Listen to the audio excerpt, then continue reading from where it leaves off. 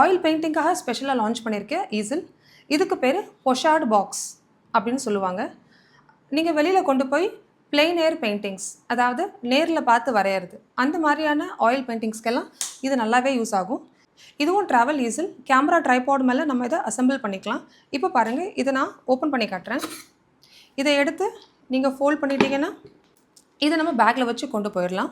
ஈஸில் மேலே ஃபிக்ஸ் பண்ணிக்கிறதுக்கு இங்கே ஒரு ஸ்க்ரூ ப்ரொவிஷன் கொடுத்துருக்காங்க. அதை எடுத்து நம்ம கேமரா ஈஸில் மேலே இப்படி ஃபிக்ஸ் பண்ணிக்கிட்டு நம்ம இப்படி ஓப்பன் பண்ணியும் இதை ஈஸிலாக யூஸ் பண்ணிக்கலாம். கேன்வஸை இங்கே ப்ளேஸ் பண்ணிவிட்டு நம்ம பெயிண்ட்டை இங்கே மிக்ஸ் பண்ணிக்கலாம்.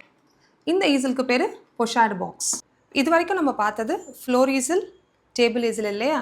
இப்போ நம்ம பார்க்குறது வால் ஈஸில். அதாவது வால்லே ஃபிக்ஸ் பண்ணியிருக்கேன் இந்த ஈஸில். ஃப்ரண்ட் வியூ வந்து இது ரெக்டாங்கிளாக இருக்கு இல்லையா? இது ஆக்சுவலாக ஒரு ஸ்லாண்டிங் எட்ஜஸ். நம்ம பெயிண்ட் பண்ணுற கேன்வாஸில் எல்லாம் இந்த மாதிரி ஒரு ப்ரொவிஷனை ஃபிக்ஸ் பண்ணிக்கிட்டோம்னா இதில் ஸ்லாண்ட் எட்ஜ் இருக்குது. இப்போது இப்படி மாட்டிட்டோம்னா கேன்வாஸ் நம்ம படம் வரையும் போது அசையாதுங்க. இதோட லென்த் பார்த்தீங்கன்னா 7 feet. அப்போது 7 feetோட லென்த் இருக்க ஈஸிலியுமே என்னால் வரைய முடியும்.